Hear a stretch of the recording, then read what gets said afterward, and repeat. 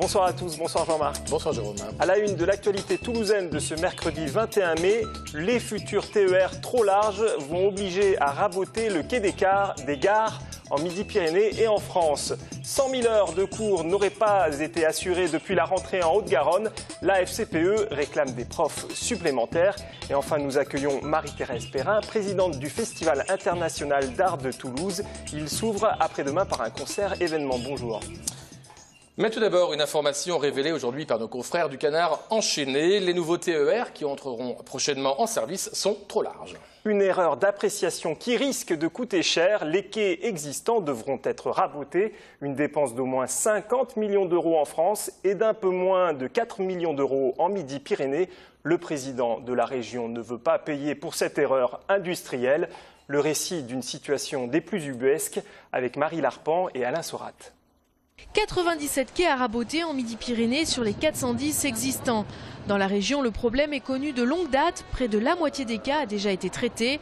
Le problème serait-il dû à une communication défaillante entre la SNCF qui fait rouler les trains et RFF qui entretient et développe le réseau ferroviaire? Visiblement, RFF, Réseau Ferré de France, qui est propriétaire du réseau, n'a pas donné à la SNCF toute l'information nécessaire sur l'ensemble des quais. Chez RFF, l'analyse est beaucoup plus modérée. Adapter l'infrastructure au matériel roulant est pour Réseau Ferré de France un travail classique, normal, habituel. Et ces 97 gares, nous avons un programme depuis 2013 qui consiste à les traiter les unes après les autres, de telle façon qu'elles soient au gabarit convenable au moment de la mise en circulation des nouveaux matériels. Reste que la facture de 50 millions d'euros au niveau national s'élève quand même à près de 4 millions d'euros pour la région Midi-Pyrénées. On me dit oui, mais ce n'est pas une somme considérable, 50 millions pour toute la France, 100 millions peut-être. Ça, je n'accepte pas ce discours aujourd'hui. Aujourd'hui, 1 euro, c'est 1 euro. 1 million d'euros, c'est 1 million d'euros. 10 millions d'euros, c'est 10 millions d'euros.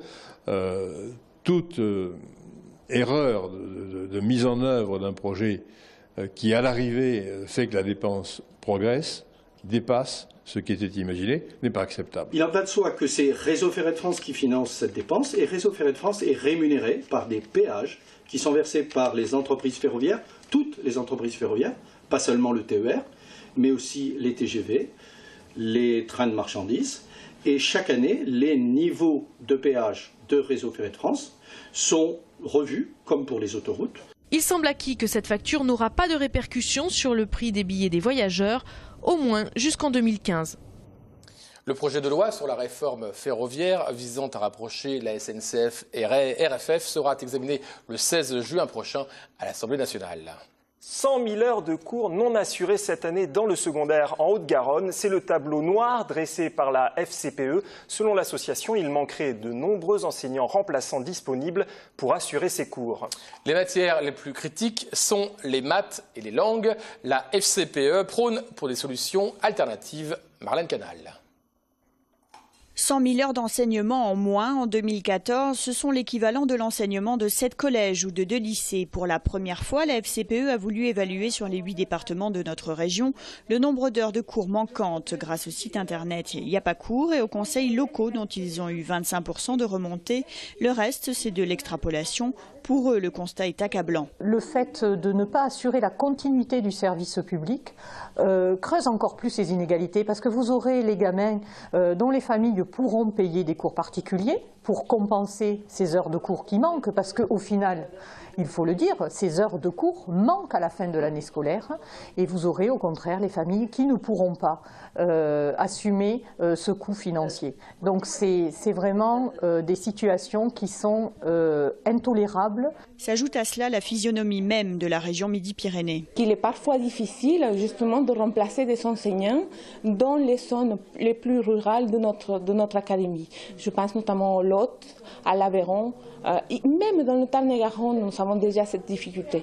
Un problème que les services du rectorat connaissent bien, même si de leur côté les comptes ne sont pas les mêmes. En effet, pour eux, 97% des 360 000 journées d'absence sont remplacées. Malgré tout, ils restent très préoccupés par ce problème fondamental de remplacement. Ils ont même dû recruter en master. Nous n'avons pas eu suffisamment d'enseignants lors des phases de brassage interministériel et interacadémique pour pouvoir l'intégralité de nos postes. Donc on a été puisé dans notre vivier de remplacement pour faire que dans un premier temps, le jour de la rentrée, tous les élèves aient un enseignant en face d'eux.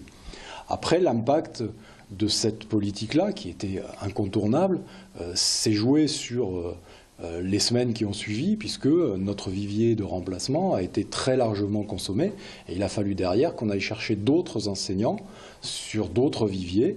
Donc on a travaillé pour ouvrir et aller chercher des gens avec qui, jusqu'à maintenant, on n'avait pas été amené à travailler. Il a fallu les former, il a fallu les accompagner, il a fallu faire un certain nombre de démarches, ce qui a retardé le temps de prise de classe. Et même en ayant travaillé de façon aussi conséquente, ça n'a pas permis d'absorber l'intégralité des absences parce que le retard était assez conséquent. Le rectorat estime à une centaine les besoins en professeurs supplémentaires. Alors en attendant qu'ils arrivent, d'ici 2 ou 3 ans pour grossir les rangs de l'éducation nationale, cette opération séduction sur les jeunes contractuels en poste afin qu'ils restent avec un temps de formation plus long, un salaire plus important, notamment dans les filières désertes que sont les maths, les lettres et l'anglais. Jean-Luc Moudenc a été élu hier président de l'Association des maires de Grandes Villes de France, une association qui compte 94 communes ou intercommunalités de plus de 100 000 habitants. Il succède ainsi à Michel Destaut, l'ancien maire de Grenoble, et devient le 9e président de cette association. Grâce à ses nouvelles fonctions, Jean-Luc Moudenc entend bien peser dans le dossier des grandes réformes territoriales. On l'écoute au micro de Sophie Voinis. Nous sommes à la veille d'une réforme territoriale importante. On entend beaucoup parler de la suppression des conseils généraux, du regroupement des régions. Nous voulons faire entendre la voix des grandes villes, des agglomérations, des communautés urbaines, des métropoles. Nous représentons la France la plus dynamique qui soit, celle qui porte des projets, celle qui crée des emplois d'avenir, celle qui va sur les pôles de compétitivité. Donc cette France-là, cette France urbaine, elle a besoin d'être entendue et elle a besoin d'être pleinement reconnue dans le cadre de la réforme qui s'annonce. La première question que nous allons poser au gouvernement, puisque je rencontre avec mes collègues Manuel Valls mardi prochain, ça va être de lui dire notre inquiétude. Lorsqu'il enlève 11 milliards d'euros de dotation aux collectivités locales, il touche de plein fouet, en plein cœur, notre capacité d'investissement.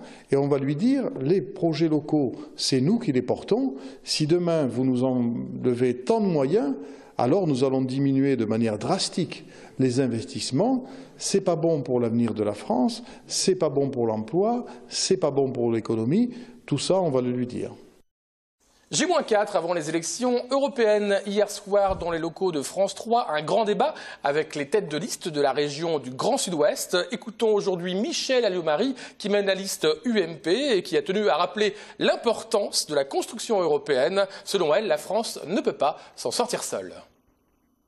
Vous savez, en quelques années, et aujourd'hui, les unités de mesure sont de plusieurs centaines de millions d'habitants, voire 1 milliard d'habitants, si vous regardez la Chine ou l'Inde, puis sont des pays qui progressent très vite technologiquement. Donc ce qui est important, c'est justement d'amener la France à être leader, en quelque sorte, d'une Europe qui prendrait conscience de ce qu'elle est elle-même, de ce que sont ses intérêts, de ce qu'elle est une puissance à l'échelle mondiale. Avec 500 millions d'habitants, nous pouvons être dans une situation de dialogue égal avec un certain nombre de grands pays. Mais là aussi, faisons attention à ce que sont nos intérêts et à ne pas avoir des frontières passoires, aussi bien pour les personnes que pour les biens. On parle souvent de dumping social à l'intérieur même des frontières de l'Europe. Il y a un problème, notamment parce que nous avons des niveaux extrêmement différents. Et pour ma part, depuis très longtemps, j'avais dit que lorsqu'on a accueilli de nouveaux pays en leur donnant énormément d'argent pour créer leurs propres infrastructures, il fallait demander en même temps au gouvernement de remonter les salaires et la protection sociale de ces salariés. D'abord parce que ça aurait bien montré que l'Europe, elle est faite aussi pour les hommes et peut-être d'abord pour les hommes et pour les femmes. Ça n'a pas été fait, je le regrette. Aujourd'hui, il faut avoir une action beaucoup plus volontariste pour arriver à une convergence des impôts et des taxes, mais également à une convergence de plus en plus grande des salaires et de la protection sociale. Ça prendra du temps, mais il vaut mieux le commencer justement tout de suite. Autre candidate au poste de députée européen, Virginie Rosière, la socialiste de 37 ans, brigue un premier mandat. Durant 2 ans, elle a été administratrice auprès du secrétariat de la Commission européenne. Nous lui avons demandé s'il était important, selon elle, d'avoir une idée de l'Europe ou une idée de la France dans l'Europe. On l'écoute. La France a besoin d'Europe. On voit bien tout ce que l'Europe fait pour nos territoires, en France et dans le Grand Sud-Ouest. Comme je le disais, sur le terrain, tous les jours, nous voyons des réalisations concrètes de l'Europe. Et nous voyons aussi les problèmes que certains choix politiques en Europe peuvent poser. Le fait d'avoir poussé une Europe libérale qui ne soit qu'un gigantesque marché et ne pas construire l'Europe sociale, c'est quelque chose qui pose problème en France. Et puis je pense que l'Europe a aussi besoin de la France. Nous représentons un certain modèle, certaines valeurs, et nous devons être présents en France justement parce que nous inspirons aussi l'Europe avec ces valeurs-là. Et je dois dire que, vous savez, j'ai travaillé au Parlement européen pendant 2 ans, et lorsque certains députés français ne sont pas présents en Europe, ils font défaut, ils manquent à l'Europe et ils font aussi du tort à la France, puisque c'est l'image de la France qui est écornée. Hommage maintenant à un grand chef opérateur du 7e art, Carlo Varini, décédé dans un incendie le week-end dernier à Luchon à l'âge de 67 ans, Jean-Marc. Et oui, c'était le directeur de la photographie des premiers films de Luc Besson, en tout cas des plus connus, notamment, comme vous le voyez à l'écran, Subway, et puis bien évidemment Le Grand Bleu. On lui doit aussi également la patine un peu particulière d'un film qui au début était un petit film qui a eu un écho gigantesque, Les Choristes, un film de Baratier avec Junio notamment, et puis dernièrement il avait travaillé avec le Belge Frédéric Socher pour HH Hitler à Hollywood. Voilà, hommage donc à ce grand homme du cinéma. À présent, nous allons parler du Festival international des arts de Toulouse, ex-printemps de septembre, avec Marie-Thérèse Perrin, la présidente de ce festival.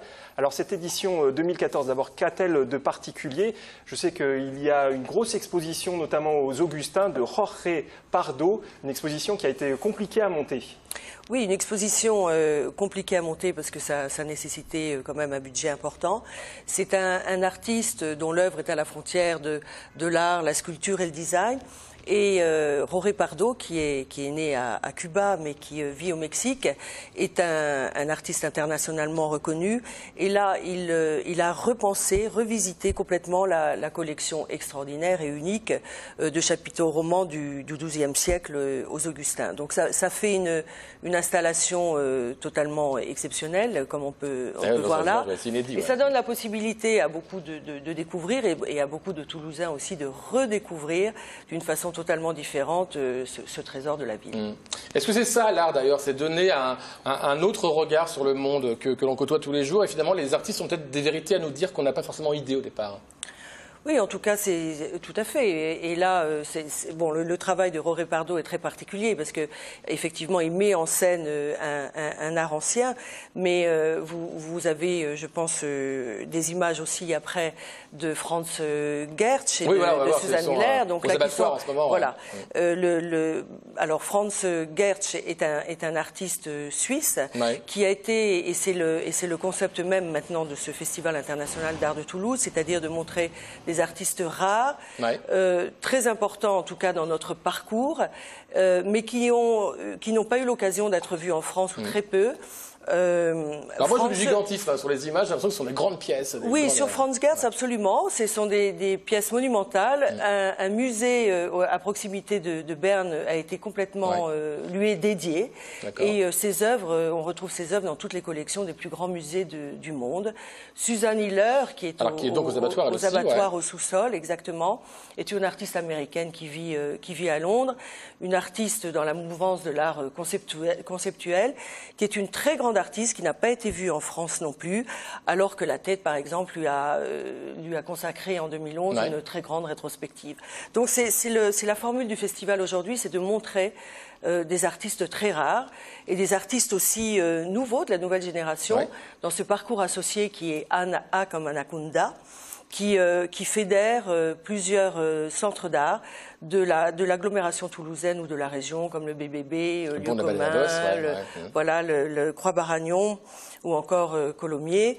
Toute la ville s'associe à l'art contemporain, en tout cas. Voilà, c'est-à-dire que nous avons un parcours associé, A comme Anaconda, qui donc s'associe à ce parcours qui est maintenant resserré autour de la Garonne, dans des lieux emblématiques du patrimoine toulousain et avec des artistes qui travaillent vraiment en fonction d'un lieu. Si les Toulousains voient cette affiche, c'est bon signe, ça veut dire qu'ils ne sont pas loin du Festival des Arts. On va regarder ce qui se passe à l'Hôtel Dieu. Là aussi, moi je parlais de gigantisme à l'Hôtel Dieu, on est dans la sculpture. Alors là, pareil, c'est un couple alors Alors l'Hôtel Dieu, c'est un couple, enfin c'est un artiste, couple de travail, en tout cas, Georges Jean-Claude, qui était le professeur d'Elsa Sahal. Georges Jean-Claude, malheureusement, est décédé. On pourrait dire que ce sont un peu des orfèvres de la céramique. Georges Jean-Claude avait été très influencé par la découverte de l'Asie, en particulier du Japon. Donc il y a comme ça un peu un aspect de méditation dans son travail. Et Elsa Sahal est une de ses élèves, donc beaucoup plus jeune, qui présente un travail beaucoup plus contemporain. Ouais. Est-ce que c'est apaisé ce festival? On a pu voir parfois des pièces qui étaient assez violentes. Est-ce que là on est plutôt dans quelque chose de calme? Non, mais je ne crois pas qu'on soit dans quelque chose de particulièrement calme. Non. De toute façon, les artistes sont aussi le reflet d'une société. Donc on a des expositions qui sont dans des ambiances totalement différentes. C'est suivant les artistes. Le travail de Suzanne Heller n'est pas forcément contemplatif. On a aussi le travail de Manon Debord au Jacobin, qui est un travail extraordinaire. Et puis au Château d'Eau aussi, les sculptures de Col Balducci, qui seront en mouvement permanent. C'est conçu comme une déambulation un peu ce festival, enfin on peut l'imaginer comme ça, déambuler à travers les lieux? Oui, on a souhaité que le parcours soit facile. D'ailleurs, mon ami l'artiste Yann Kersalé a imaginé cette année un jeu de piste reliant les lieux les uns avec les autres, en détournant un petit peu la lumière à proximité des lieux d'exposition. C'est un parcours d'abord autour de la Garonne, avec les Augustins un tout petit peu plus loin, mais enfin c'est ce qu'on appelle quand même le parcours Garonne. Et puis ce parcours aussi à comme Anaconda, où il faut absolument voir ces jeunes artistes exposés dans ces lieux qui sont avec des expositions extraordinaires. Mais le festival, c'est aussi de la musique. Voilà, c'est aussi ce qu'on a appelé l'éveil du printemps, mais qui est un programme de performances et de concerts, avec la collaboration de l'Institut des Arts de Toulouse et des siestes électroniques. Et donc il y a un grand programme intéressant. Tous les week-ends, il y a des performances et ou des concerts. Les deux premiers week-ends, c'est vraiment important de le signaler, c'est jusqu'à minuit. C'est gratuit. Les expositions sont ouvertes, tout est gratuit, c'est le concept depuis le début de la manifestation. Il y a Archichep qui vient donc le 23. Et voilà, on ouvre le festival aux abattoirs à 20h15 avec Archichep, qui est quand même le plus grand, un des plus grands saxophonistes au monde. Il est américain, voilà, jazz, et il sera avec 5 musiciens. À 20h30 aux abattoirs, c'est gratuit. Il faut rendez-vous est pris. De toute façon, on en reparlera. Le Festival international d'art de Toulouse, ça commence le 23 mai, ça dure un mois. On termine par une répétition en plein air. 12 enfants de l'atelier de danse contemporaine de l'Espace Bonnefoy, animé par Brigitte Fischer, ont déambulé en début d'après-midi entre la place de la Légion d'honneur, à côté de la médiathèque, et le haut des allées Jean Jaurès. Elles donneront le spectacle complet avec costumes et accessoires samedi à partir de 18h. Au même endroit, bonne soirée. Je vous remercie Marie-Thérèse Perrin d'être venue. Merci à vous. C'était une petite performance, ces enfants-là. Oui, tout à fait. Dans le vent. Oui. Merci Jean-Marc. C'est ainsi que se termine ce journal. Prochaine édition demain, 19h.